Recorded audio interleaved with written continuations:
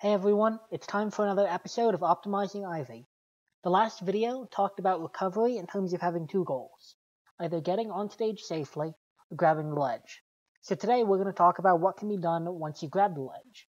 Ivy actually has a crazy amount of different options at the ledge that allow her to mix up her opponents and convert a typically bad situation, being cornered on the ledge, into a strong position for her. Before we get into her actual options, it's important to understand that Ivy can act after grabbing ledge a lot faster than most characters. As you can see here, Marth grabs the ledge, and it takes 8 frames before he can begin his get-up attack. When Ivy tethers to the ledge, she's acting after 2 frames, as you can see here. This means that if you're fast enough, Ivy can get off ledge ridiculously fast, but her invulnerability frames match that amount of time, which means that your invulnerability runs out faster as well if you're not acting quickly enough off the ledge and you just lose frames. This only applies when you tether to the ledge, not when you grab it normally or wave dash back off the stage or anything like that. But given that a lot of the time you'll be grabbing the ledge with tether, for example when you're recovering, it's something that's important for you guys to know about.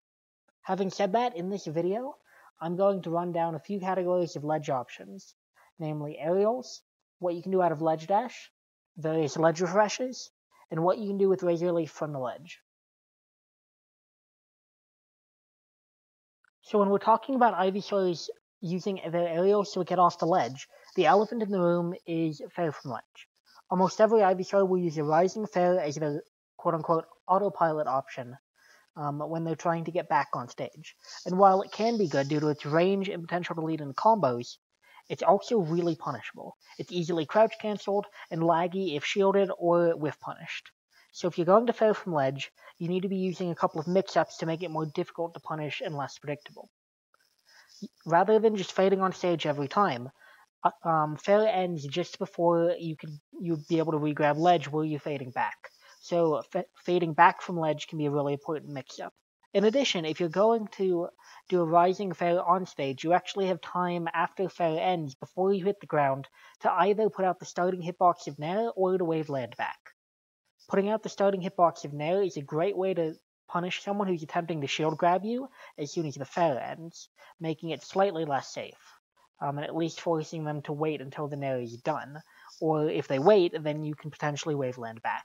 So it adds a little bit of safety to what's generally speaking a kind of unsafe move to be using from ledge. At least if you're being predictable with it, which a lot of Ivies are, it's something that you need to be using consciously, not just, I don't know what to do, I'm going to fair. In addition, you can also get a lot of openings with either Nair or up air from ledge. You can see here that tournament winner Nair allows me to put out a fast hitbox as soon as I'm above the stage, and I can actually fade back with the Nair to grab ledge again if need be, as I was just talking about with fair. Up air from ledge is a little bit more complicated, and you can skip back to the episode of this series that's completely dedicated to up air if you want to see my full explanation of how to perform the technique, but if done correctly, it's a ridiculously strong ledge option. Because things like fair and nair are easily crouch cancelled, some opponents will choose not to respect Ivy at the ledge and will be caught out if we meteor them with up air, which isn't impacted at all by ASDI down, and as a result makes crouch cancelling much less effective against us at the ledge. In addition, it can also set up for some really strong follow-ups, like flop lock if you hit with the meteor part, or the sweet spot can begin a juggle sequence. To somewhat oversimplify the role of our aerials from ledge, up air is the only one we have that will actually beat crouch cancel, but it's a negative on shield if shielded, and is very poor range due to the fact that we don't have as much area mobility when we're already being forced to go down by up air. Nair, however, is relatively safe on shield, at least giving us mix-ups with jab 1 and roll afterwards, and has a decent amount of range due to the fact that we can control our area mobility throughout, but is still easily crouch cancelled.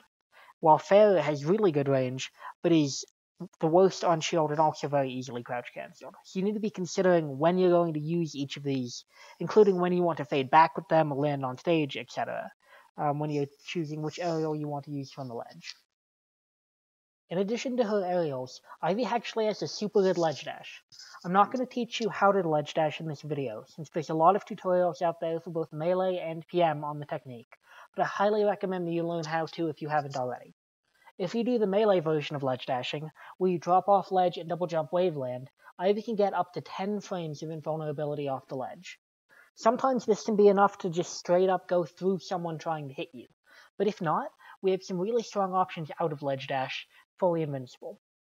In those 10 frames, we have time for some things like jab, F-tilt, dash attack, and even nair, if we want to hit someone who's just waiting near the ledge.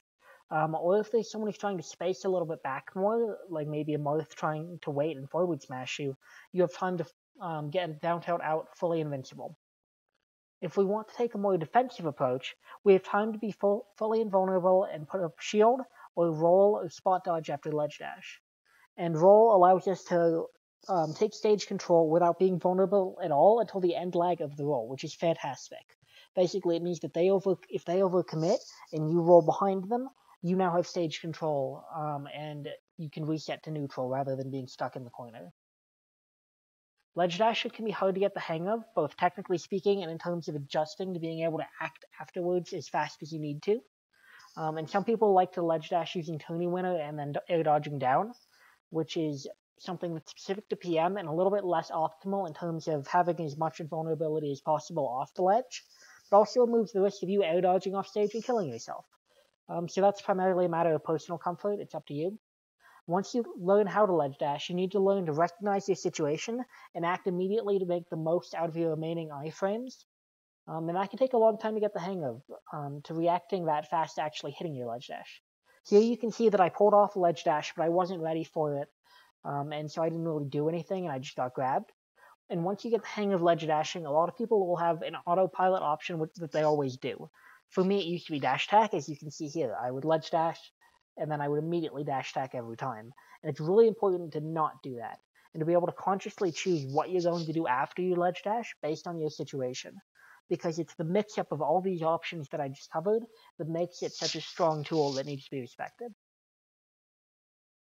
In addition to a normal ledge dash, on stages with platforms near the edge, you can do what's typically referred to as a south dash, where you Tony Winner and then double jump above the platform before wave landing onto it. This can be used to fade back off the platform, like you can see here, or to cross the platform and take stage control, the way you're seeing South do here. Or you can just stay on the platform, which is especially strong if you feel comfortable with shield dropping, since if you end up on the platform from ledge, a lot of people will panic and throw out an attack above them, and then you can shield drop punish them. This is something that can be done to some extent or another on Smashville, Battlefield, Warrior Land, and certain configurations of Fountain of Dreams, and definitely something that you should consider learning once you're comfortable with normal ledge dashing. While aerials are really good when your opponent's closer to the ledge, and ledge dash is a really good all-around utility move, Razor Leaf is also something that's really important to be using from the ledge. The best way I can describe how to use Razor Leaf from the ledge is as a worse but more versatile version of Falco's double laser from ledge. Because it works exactly like it sounds. You just jump above the ledge and you throw a Razor Leaf. Like double laser, it's best used to control space and to cover yourself when the opponent is giving you room at the ledge, since it's punishable up close. However, unlike double laser, it's clankable, meaning that it's a far less effective option if your opponent's sitting at the ledge and trying to hit you, since, as you can see here, it might work out where it either clanks or beats with an attack, or you could just have a strong attack come out that goes through the Razor Leaf and hits you, which makes it a little bit more dangerous than double laser. The reason why I say it's more versatile is because Ivy's aerial mobility makes it less committal. You're able to fade back with Razor Leaf and grab the ledge afterwards, like you see here, something you can't really do with double laser. In addition, you can actually space yourself such that you slide off the stage while fading back and re-grab ledge after the move ends, which also refreshes your tethers and ledge invulnerability. It's actually not an edge cancel when you do this. It's not possible to edge cancel either Razor Leaf or Seed Bomb, but because you slide off and the move happens to end at the same timing when you would grab the ledge, it serves roughly the same purpose. In general, Razor Leaf isn't something that I see a whole lot of IVs really using, but it's a really good tool, especially when you're making use of your ledge dash and aerials to scare them away from coming too close to you at the ledge, since it's a really good way to cover you when you're getting back on stage.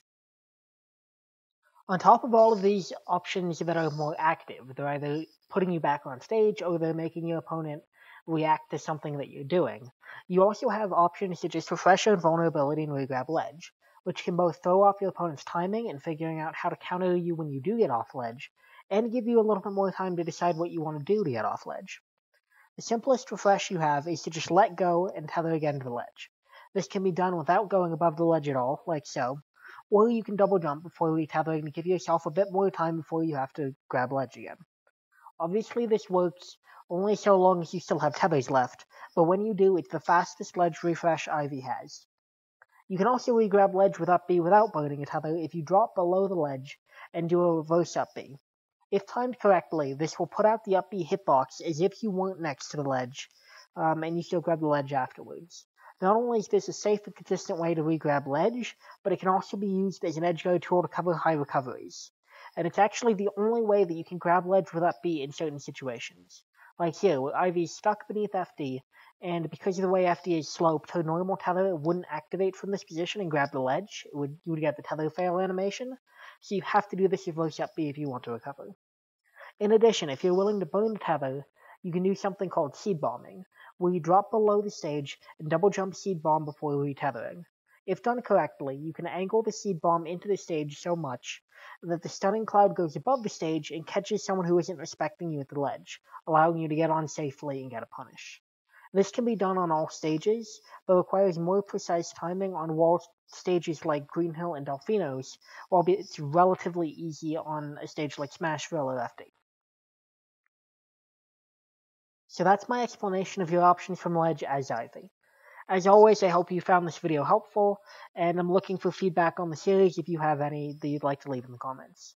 Thanks again to Minnie for helping to record some of these clips, and huge thanks to everyone who helped me hit 100 subs. I never imagined that people would be all that interested in my content at all, let alone over 100 of you guys, so it really means a lot, and I appreciate it. Thank you for watching, and stay tuned for my next video. Bye.